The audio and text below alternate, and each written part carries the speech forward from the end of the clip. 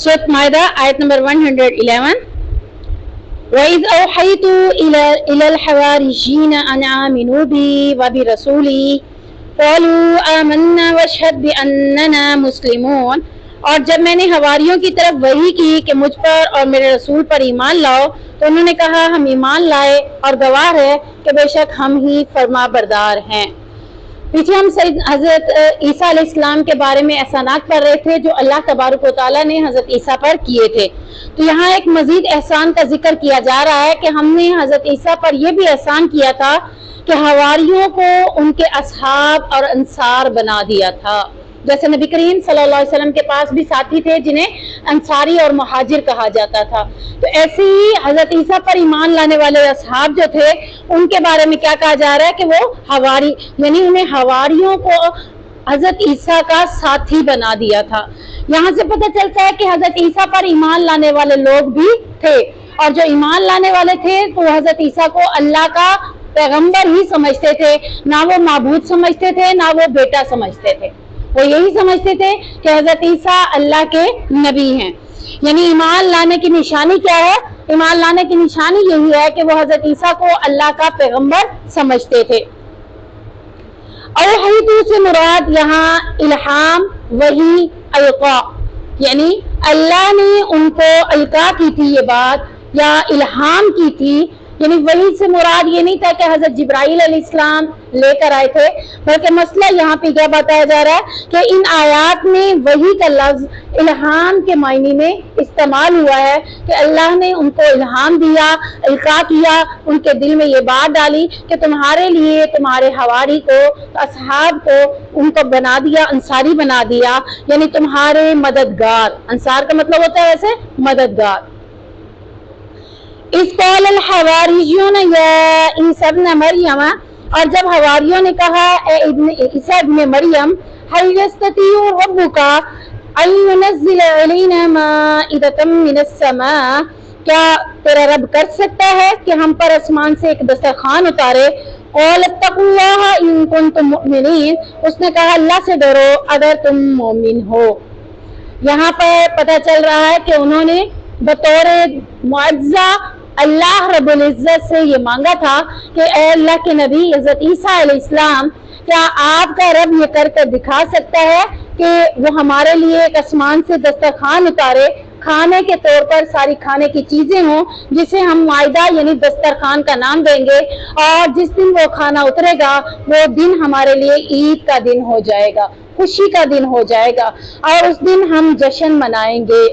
یہاں اس سورت کا نام بھی مائدہ اسی وجہ سے رکھا گیا کیونکہ یہ ایک معجزہ تھا ایک قسم کا، یا ایک ایسا مطالبہ تھا جو حضرت عیسیٰ پر ایمان لانے والے ساتھیوں نے کیا تھا کہ ہمارے لیے آسمان سے کھانا دسترخوان کی صورت میں اترے. حضرت عیسیٰ علیہ السلام نے ان کو جواب دیا اللہ سے ڈرو اگر تم مومن ہو، یعنی ایسی باتیں کر رہے ہو اگر تو اللہ رب العزت سے ڈر جاؤ کیونکہ اللہ رب العزت تو ساری باتوں پہ ویسے بھی قادر ہے. قالوا نريد ان نأكل منها وتطمئن قلوبنا ونعلم ان قد صدقتنا ونكون عليها من الشاهدين. انہوں نے کہا ہم چاہتے ہیں کہ ہم بھی اس میں سے کھائیں اور ہمارے دل مطمئن ہو جائیں اور ہم جان لیں کہ واقعی تو نے ہم سے سچ کہا ہے اور ہم اس پر گواہ بھی ہو جائیں. یعنی جیسے حضرت ابراہیم حضرت پیچھے ہم نے سورۃ آل عمران میں پڑھا تھا ذکر، جنہوں نے کہا تھا کہ اللہ میں دیکھنا چاہتا ہوں کہ تم مردے کو زندہ کیسے کرے گا. تو انہوں نے یہ کہا تھا کہ میں صرف یقین قلب کے لیے یہ کرنا چاہ رہا ہوں، میرا یہ مقصد نہیں ہے کہ میں تجھ پر ایمان نہیں لایا بلکہ یقین قلب کے لیے میں ایسا مطالبہ کر رہا ہوں. تو یہاں پر حواریوں نے یہ مطالبہ جو کیا تھا کہ آسمان سے دسترخوان اترے، تو یہ نہیں تھا کہ وہ نبی کو نبی نہیں مانتے تھے یا نبی کو ماننے کے لیے وہ کوئی ایسی بات کر رہے تھے، بلکہ وہ یقین قلب کے لیے یہاں پہ کہہ رہے ہیں کہ ہم چاہتے ہیں کہ ہم بھی اس میں سے کھائیں اور ہمارے دل مطمئن ہو جائیں اور ہم اس بات کے پر گواہ بھی ہو جائیں کہ واقعی جو باتیں تو نے ہم سے کی ہیں ہم اس کے بارے میں گواہی دیں گے کہ تو نے سچ کہا ہے. قال عيسى ابن مريم اللهم ربنا انزل علينا مائدة من السماء تكون لنا عيدا لأولنا وآخرنا وآية منك وارزقنا وأنت خير الرازقين. اب عیسیٰ علیہ السلام نے جب ان کی یہ بات سنی کہ یہ تو صرف ایک اپنے اطمینان قلب کے لیے اور ایک قسم کا گواہی دینے کے لیے یعنی دل کے یقین کے لیے یہ بات کر رہے ہیں، تو انہوں نے اللہ رب العزت سے کہا کہ اے اللہ ہمارے رب، ہم پر آسمان سے ایک دسترخوان اتار جو ہمارے پہلے اور ہمارے پچھلوں کے لیے عید ہو اور تیری طرف سے ایک نشانی ہو، اور تو ہمیں رزق دے، سب سے بہترین رزق دینے والوں میں سے تو ہے۔ یہاں سے دعا بھی پتہ چلتی ہے کہ یہ ایک قسم کی دعا بھی ہے۔ ضروری نہیں ہے کہ حضرت عیسیٰ علیہ السلام نے یہ دعا کی تھی تو آج ہم نہیں کر سکتے۔ اپنے دسترخوان کو اچھا بنانے کے لیے، اپنے گھر کے اندر رزق کی فراوانی کے لیے آپ بھی اس دعا کا اہتمام کر سکتے ہیں۔ کہاں سے؟ ربنا انزل علینا مائدۃ من السماء تکون لنا عیدا لاولنا وآخرنا وآیۃ منک وارزقنا وانت خیر الرازقین۔ یہ دعا آپ جب پڑھیں گے انشاءاللہ آپ کے گھروں میں بھی کھانا دسترخوان ہمیشہ سجا رہے گا اور اچھے انداز میں اللہ آپ کو بہترین رزق سے نوازے گا، کیونکہ آپ اللہ سے رزق کا مطالبہ کرتے ہوئے یہی کہہ رہے ہیں کہ تو بہتر رزق دینے والا ہے تو ہمیں بھی رزق دے۔ اپنی امیوں کو بھی جا کے بتائیں، اپنے ابو کو بھی بتائیں، گھر کے فرد کو بتائیں کہ یہ دعا ہمیں کثرت کے ساتھ پڑھنی چاہیے تاکہ ہمارے گھر میں کبھی فاقوں کی نوبت نہ آئے، کبھی گھر میں پریشانی رزق کے حوالے سے نہ آئے، کبھی کمائی تجارت کے حوالے سے کوئی مسئلہ درپیش نہ ہو۔ تو یہاں آسمان سے کھانا نازل کرنے پر عید تصور کیا جا رہا تھا، تو یہاں ہمارے گھر میں جب دسترخوان اچھا لگے گا، کھانا اچھا ہوگا تو آٹومیٹکلی آپ دیکھیں گے کہ گھر میں خوشی فیل ہوتی ہے اس بات کو۔ تو یہاں ہم انشاءاللہ اس کے بعد یہ دعا ہم بھی انشاءاللہ پڑھیں گے اور اپنے گھر والوں کو بھی یہ دعا بتائیں گے تاکہ سب یاد کریں اور سب کے گھر کے کھانے دسترخوان بہترین بن جائے۔ قال اللہ انی منزلها علیکم، اللہ نے فرمایا بے شک میں اسے تم پر اتارنے والا ہوں، یعنی تم نے مطالبہ کیا آسمان سے ایک دسترخوان اتارو تو میں تم پر اسے اتارنے والا ہوں۔ فمن یکفر بعد منکم، پھر بھی اس کے بعد کوئی کفر کرے گا، فانی اعذبہ عذابا لا اعذبہ احدا من العالمین، پھر جو اس کے بعد تم میں سے ناشکری کرے گا تو بے شک میں اسے عذاب دوں گا، ایسا عذاب کہ وہ جہنم میں سے کسی ایک کو نہ دوں گا۔ یعنی جب آپ دعا کریں اور آپ کے گھر میں کھانا وافر مقدار میں آئے، رزق بہت اچھا آئے، آپ کے گھر میں کھانے کے لیے وافر مقدار میں اچھا کھانا بن رہا ہو، یعنی تینوں ٹائم آپ کو کھانے کی نوبت مل رہی ہے کہ کبھی فاقہ نہیں ہوا، کبھی کوئی پریشانی نہیں ہوئی، تو اس کے اوپر آپ نے ناشکری نہیں کرنی، چاہے وہ جو بھی آپ کو مل رہا ہو۔ تین ٹائم تو مل رہا ہے، آپ نے کھا رہے ہیں تو آپ نے اس کے اوپر کیا پڑھنا ہے؟ الحمدللہ۔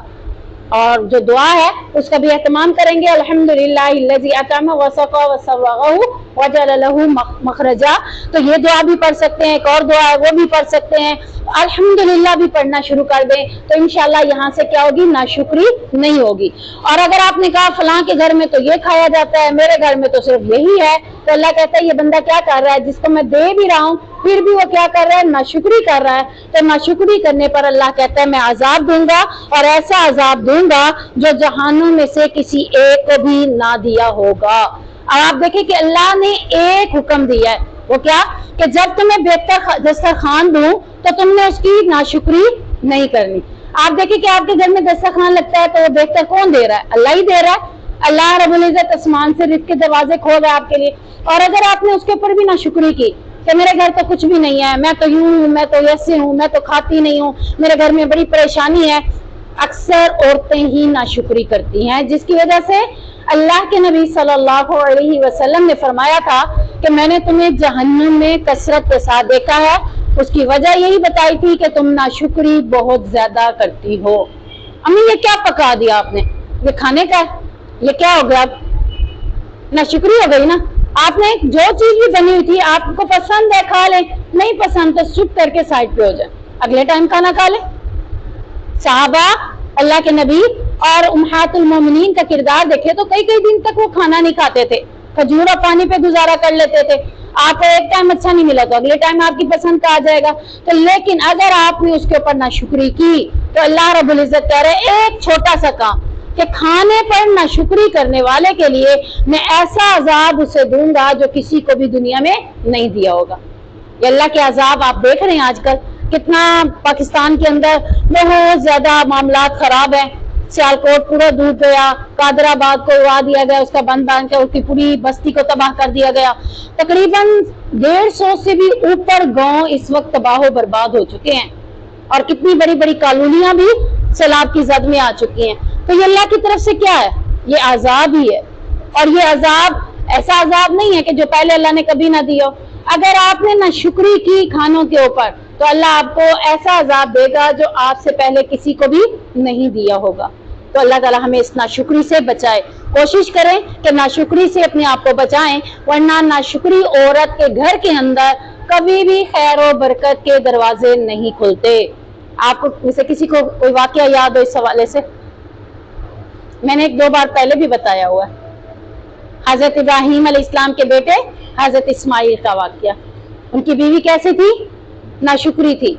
जब हजरत इब्राहिम अलैहिस्सलाम ने पूछा बताओ तुम्हारे घर के मामलात क्या हैं, कहा कुछ भी नहीं है, घर में खाने को नहीं है, ये है वो है। कहा जब तुम्हारा खामंद है तो उसे कहना चौखट बदल लो। चौखट किसको कहा था? बीवी को कहा था। कि ऐसी नाशुक्री औरत का घर में होना घर के लिए नुकसानदेह है, घर के लिए फायदा मंद नहीं है।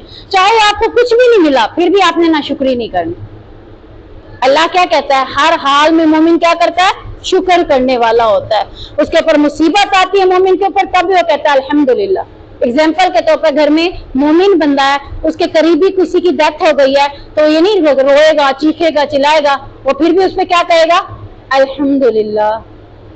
अल्लाह का शुक्र है कि अल्लाह रब्बुल इज्जत ने इस बंदे को हर तरह की तकालीफ से महफूज कर लिया। जाना तो था, उसने जाना ही है ना, हर एक ने जाना है।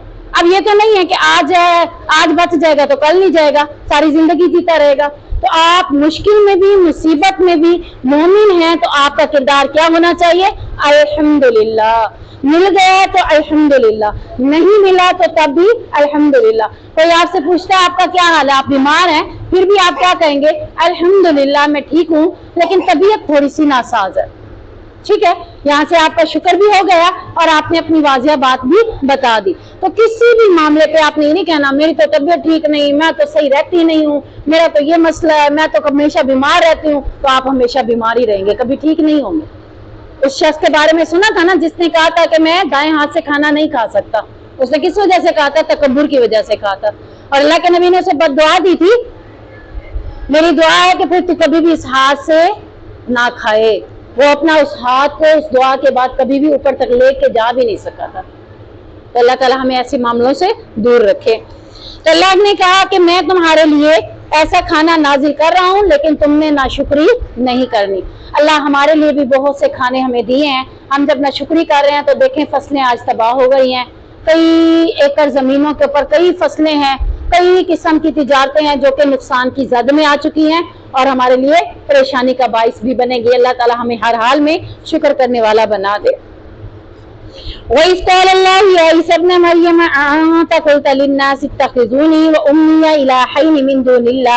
और जब अल्लाह कहेगा ऐसे ऐ ईसा इब्ने मरियम, क्या तूने लोगों से कहा था कि मुझे और मेरी माँ को अल्लाह के सिवा 2 माबूद बना लो? वो कहेगा तू पाक है।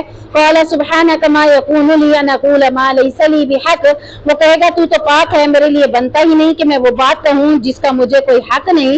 इन कुन्तु क़ुल्तुहु फ़क़द अलिमता, अगर मैंने ये बात कही थी तो यकीनन तू उसे जान लिया।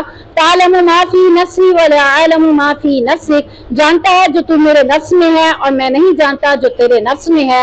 इन्नका अंता अल्लामुल ग़ुयूब, बेशक तू ही तो छुपी हुई बातों को खूब जानने वाला है। यानी ये यहाँ से एक दफा फिर इकरार हो रहा है कि हजरत ईसा अलैहिस्सलाम वाकई अल्लाह के नबी हैं और उन्होंने खुद दावत क्या दी थी कि मैं अल्लाह का नबी हूँ, मैं माबूद नहीं हूँ, मैं इलाह नहीं हूँ। और ये अल्लाह रब्बुल इज्जत क़यामत के दिन भी पूछ सकते थे, लेकिन क़यामत से पहले अल्लाह रब्बुल इज्जत ने ये बात कुरान में क्यों की?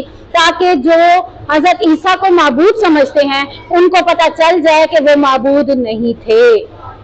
आज भी तो कही है ना हजरत ईसाई जो है, ठीक है, अगर ईसाई ये कुरान पढ़ेगा उसको ये आयत मिलेगी, उसे ऑटोमेटिकली पता चल जाएगा कि हजरत ईसा ने तो कहा ही नहीं था कि मैं माबूद हूँ, तो हम उसे अल्लाह क्यों मना रहे हैं। आज भी बहुत से लोग जो ईसाई हैं वो ये अकीदा रखते हैं कि हजरत ईसा अल्लाह है, नऊजुबिल्लाह, वो खुद माबूद है। कभी कहते हैं ईसा अल्लाह के बेटे हैं, कुछ इस तरह के फिरके हैं, कुछ उस तरह के फिरके।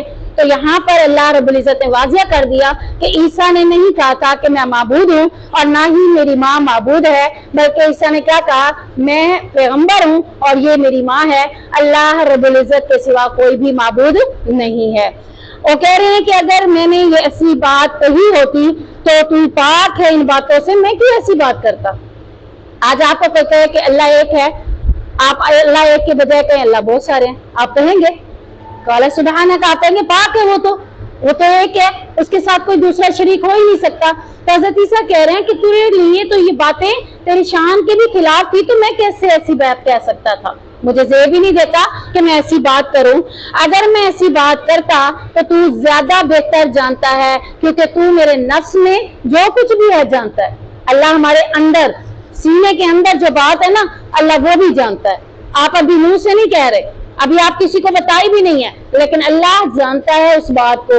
تو جب اللہ جانتا ہے تو حضرت عیسیٰ یہی کہہ رہے ہیں، اے اللہ اگر میرے دل میں ایسی کوئی بات ہوتی تو تو جانتا ہے، کیونکہ تو تو دلوں کی باتوں کو، سینے کی باتوں کو، غیب کی باتوں کو جاننے والا ہے۔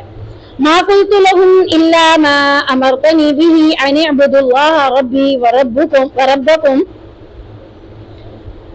میں نے انہیں اس کے سوا کچھ نہیں کہا جس کا تو نے مجھے حکم دیا تھا کہ اللہ کی عبادت کرو جو میرا بھی رب ہے اور تمہارا بھی رب ہے۔ وَكُنْتُ عَلَيْهِمْ شَهِيدًا مَا دُمْتَ فِيهِمْ، اور میں ان پر گواہ تھا جب تک میں ان میں رہا۔ فَلَمَّا تَوَفَّيْتَنِي كُنْتَ أَنْتَ الرَّقِيبَ عَلَيْهِمْ، پھر جب تو نے مجھے اٹھا لیا تو تو ہی ان پر نگران تھا۔ وَأَنْتَ عَلَىٰ كُلِّ شَيْءٍ شَهِيدٌ، اور تو ہر چیز پر گواہ ہے۔ اب یہاں پہ حضرت عیسیٰ خود بھی اس بات کا اقرار کر رہے ہیں کہ جب تک میں اس میں تھا تو میں نے ایسی بات انہیں نہیں کی تھی، بلکہ میں نے انہیں کیا بات کی تھی کہ اللہ میرا بھی رب ہے اور تمہارا بھی رب ہے، اور اسی پر میں گواہ بھی رہا تھا اور تو نے مجھے اٹھا لیا۔ یہاں سے کیا پتہ چلتا ہے کہ حضرت عیسیٰ علیہ السلام وفات نہیں پا گئے، حضرت عیسیٰ کو آسمان پر اٹھا لیا گیا، اور قیامت سے پہلے حضرت عیسیٰ علیہ السلام کو دوبارہ بھیجا جائے گا، اور وہ جب دوبارہ آئیں گے تو وہ اپنی کوئی شریعت لے کر نہیں آئیں گے، بلکہ نبی کریم صلی اللہ علیہ وسلم کی شریعت یعنی یہی قرآن پاک اور یہی دین دوبارہ اسی کے بارے میں بتائیں گے، اپنے دین کے بارے میں کوئی بات نہیں کریں گے۔ اور یہاں پر وہ گواہ بنا رہے ہیں کس کو؟ اللہ کو، کہ اللہ تو ان تمام باتوں کے اوپر گواہ ہے، نہ تو میں نے ایسی کوئی بات کی ہے، بلکہ میں نے بات کی ہے تو یہی کی ہے کہ اللہ میرا اور تمہارا رب ہے۔ جب تک میں ان میں تھا میں یہی بات کرتا رہا، اور جب تو نے مجھے اٹھا لیا تب بھی تو ان پر نگران تھا، تو ان کے بارے میں جاننے والا تھا، میں ان کے بارے میں کچھ بھی نہیں جانتا۔ إِن تُعَذِّبْهُمْ فَإِنَّهُمْ عِبَادُكَ، اب حضرت عیسیٰ علیہ السلام نہایت حکیمانہ انداز میں سفارش کرتے ہوئے کہیں گے کہ اگر تو انہیں عذاب دے تو بے شک یہ تیرے بندے ہیں، یعنی اپنی طرف سے تو نہیں کہہ سکتے نا، اب کہہ رہے ہیں کہ اللہ تیرے بندے ہیں، تو چاہے تو ان کو عذاب دے، کس بات کے اوپر؟ تو انہوں نے مجھے بھی معبود بنا لیا تھا، مجھے میری پرستش شروع کر دی تھی، میری عبادت شروع کر دی تھی۔ اللہ تو چاہے تو تیرے بندے ہیں تو ان کو عذاب دے، وَإِن تَغْفِرْ لَهُمْ، اور اگر تو انہیں بخش دے، فَإِنَّكَ أَنْتَ الْعَزِيزُ الْحَكِيمُ، بے شک تو ہی حکمت والا اور غالب ہے۔ یعنی یہاں پر وہ اپنے بارے میں اور اپنے لوگوں کے بارے میں، اپنی قوم کے بارے میں یہ کہہ رہے ہیں کہ آج کے دن کوئی بھی آپ کے سامنے جرات نہیں کر سکتا نہ بھاگنے کی، نہ کوئی بات کر سکتا ہے۔ آج کسی کے پاس یہ اتھارٹی نہیں کہ اگر اللہ تو اس کو عذاب دینا چاہے تو وہ اس جگہ کو چھوڑ کر کہیں اور چلا جائے، کوئی بھی تیرے سے دور نہیں ہو سکتا، نہ کہیں دم مار سکتا ہے، نہ کہیں بھاگ کر جا سکتا ہے۔ اگر تو معاف کر دے تو تیرے شان ہے، اور اگر تو غالب ہے ہر چیز پر تو کوئی کام حکمت سے تیرا خالی نہیں ہوگا، یعنی عذاب دے گا تو اس میں بھی کیا ہوگی؟ تیری حکمت ہوگی، تیرا کام حکمت سے خالی نہیں ہے۔ اس آیت کے بارے میں سیدنا ابو ذر بیان کرتے ہیں کہ نبی کریم صلی اللہ علیہ وسلم ایک مرتبہ ساری رات قیام میں اسی آیت کو پڑھتے رہے، بار بار اسی کو رپیٹ کرتے رہے۔ کیوں کرتے رہے؟ اس کے بارے میں مزید حدیث میں ایک اور آتا ہے کہ اللہ کے نبی صلی اللہ علیہ وسلم سے کہتے ہیں میں نے سبق پوچھا کہ اللہ کے نبی آپ نے آج ایک ہی آیت کو بار بار پڑھا کہ اس کی کیا وجہ تھی؟ تو آپ صلی اللہ علیہ وسلم نے فرمایا इस आयत को बार बार पढ़कर मैंने अल्लाह ताला से शफाअत की इल्तिजा की थी। अल्लाह ने मेरी इल्तिजा को कबूल कर लिया। मेरी उम्मत में से जो शख्स बगैर शिरक के, यानी कभी उसने शिरक नहीं किया होगा, अगर किया है तो उसे जब पता चला कि ये शिरक है, उसने उससे माफी मांग ली और आइंदा जिंदगी में उसने फिर कभी शिरक नहीं किया, तो उसके लिए मेरी शफाअत नसीब होगी। यानी मैं उसकी सिफारिश करूंगा कि अल्लाह ये मेरी उम्मत का वो बंदा है जो तेरी इबादत करता था, इसके गुनाह को माफ कर दे और इसे जन्नत में दाखिला अता कर दे। है ना एक हदीस में कि अल्लाह हुक्म देगा कि जो जहन्नुम से उन सब ईमान वालों को निकालो जिनके दिल में जरा बराबर भी ईमान था। तो सिफारिश नबी करेंगे कि इनको अल्लाह जन्नत में ले जाए, अल्लाह उनको जन्नत में अता कर देगा। लेकिन वजह क्या है, चीज क्या बताई जा रही है कि शिरक नहीं करेगा, अल्लाह के सिवा किसी को माबूद नहीं समझेगा। मुश्किल कुशा भी अल्लाह, हाजत रवा भी अल्लाह, चीजें देने वाला भी अल्लाह, औलादे देने वाला भी अल्लाह, अल्लाह के सिवा तुम्हारा कोई माबूद नहीं, तो फिर अल्लाह के नबी की सिफारिश मिल सकती है। अल्लाह ताला फरमाएगा ये वो दिन है जिस दिन सच्चों को उनका सच नफा देगा।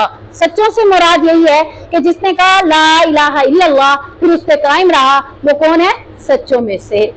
जिसने कहा ला इलाहा इल्लल्लाह और उसके बाद उसने अल्लाह को छोड़कर दूसरों को माबूद बनाया, वो अपनी बात में सच्चा नहीं है। तो सच्चों को उनका सच नफा देगा। जिन्होंने कलमा पढ़ के भी माबूद और बनाए, उनको कलमे पढ़ने का कोई फायदा नहीं पहुंचेगा। अब उन सच्चों को क्या फायदा मिलेगा? लहुम जन्नातुन तजरी मिन तहतिहल अनहार खालिदीन फीहा अबदा। अल्लाह कह रहे हैं उनके लिए जन्नत है जिसके नीचे नहरें बहती हैं और वो उसमें हमेशा रहेगा, उससे निकाला नहीं जाएगा। राज़ी अल्लाहु अन्हुम व रज़ू अन्हु, अल्लाह उससे राजी हो गया और वो अपने रब से राजी हो गए। ज़ालिकल फौज़ुल अज़ीम, यही उनके लिए सबसे बड़ी कामयाबी है। तो आप जो भी बात करें उसमें सच बनकर दिखाएं। आप कहें कि मैं झूठ नहीं बोलती, तो हमेशा झूठ नहीं बोलना।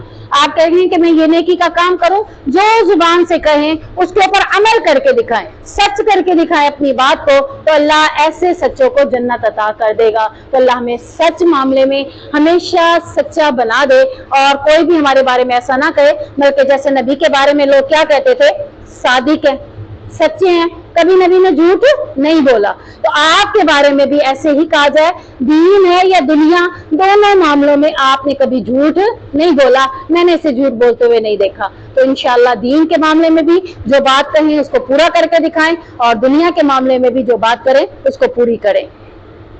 लिल्लाहि मुल्कुस समावाति वल अर्ज़ि व मा फीहिन, अल्लाह ही के लिए है तमाम आसमानों की बादशाही भी और तमाम जमीनों की बादशाही भी, और जो इन दोनों के दरमियान मखलूकात हैं, ये चीजें हैं, उनकी बादशाही भी किसके लायक है?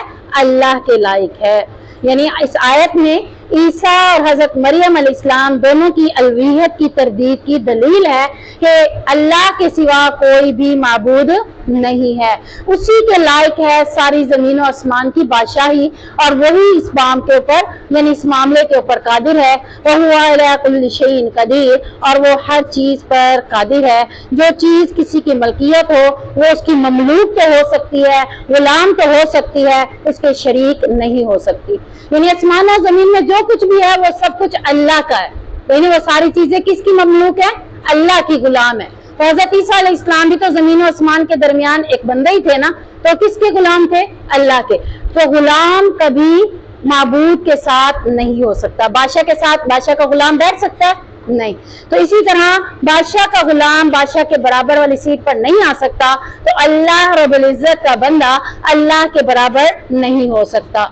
अल्लाह के शरीक उसे समझा भी नहीं जा सकता। अल्लाह हमें तौहीद को समझने की तौफीक अता फरमाए और तौहीद पर कायम रहने वाला बनाए, ताकि जन्नत हमारा ठिकाना बन जाए। अल्लाह जब तक जिंदा रखे इस्लाम पर रखे, और जब मौत दे तो कलमा तौहीद पर नसीब फरमाए। सुब्हानक अल्लाहुम्मा व बिहम्दिका अशहदु अल्ला इलाहा इल्ला अंता अस्तगफिरुका व अतूबु इलैक।